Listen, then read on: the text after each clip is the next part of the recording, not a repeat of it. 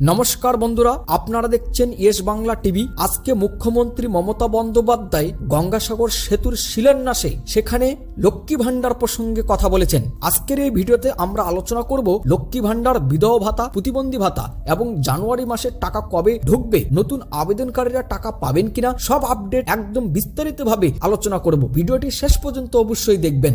লক্ষ্মীর ভান্ডার আপডেট। লক্ষ্মী ভান্ডার নিয়ে অনেকেরই প্রশ্ন, জানুয়ারি মাসের টাকা কবে দিবে, কারা আগে টাকা পাবেন। সরকারি সূত্র অনুযায়ী যাদের স্ট্যাটাস পেমেন্ট আন্ডার প্রসেস দেখাচ্ছে তাদের টাকা খুব শীঘ্রই ব্যাংক অ্যাকাউন্টে ঢুকবে। তবে যাদের কেওয়াইসি, ব্যাংক অ্যাকাউন্ট বা আধার লিঙ্কের সমস্যা আছে তাদের ক্ষেত্রে কিছুটা দেরি হতে পারে। বিধবা ভাতা ও প্রতিবন্ধী ভাতা। এবার আসি বিধবা ভাতা ও প্রতিবন্ধী ভাতা প্রসঙ্গে। নভেম্বর ও ডিসেম্বরের টাকা অনেকেরই ঢুকে গিয়েছে। জানুয়ারি মাসের টাকা বর্তমানে প্রসেসিং এ আছে। যাদের আগের মাসের টাকা পাননি তারা জানুয়ারির সঙ্গে বকেয়া টাকাও পেতে পারেন। যদি আপনি ডিসেম্বরের টাকা না পান তাহলে জানুয়ারিতে একসঙ্গে দুইটাই পেমেন্ট পেয়ে যাবেন। নতুন আবেদনকারীরা টাকা পাবেন, এটা সবচেয়ে বড় প্রশ্ন। নতুন যারা আবেদন করেছেন তারা কি টাকা পাবেন? উত্তর হলো, যদি আপনার আবেদন অ্যাপ্রুভ হয়ে থাকে তাহলে স্ট্যাটাসে অ্যাক্টিভ দেখায় তাহলে অবশ্যই টাকা পাবেন। কিন্তু যদি এখনো ভেরিফিকেশন পেন্ডিং থাকে তাহলে একটু অপেক্ষা করতে হবে। আর বন্ধুরা, এই সমস্ত জিনিস কিভাবে দেখবেন? আপনি দুয়ারের সরকার পোর্টালে আপনি নিজে থেকেই বের করতে পারবেন। তো বন্ধুরা,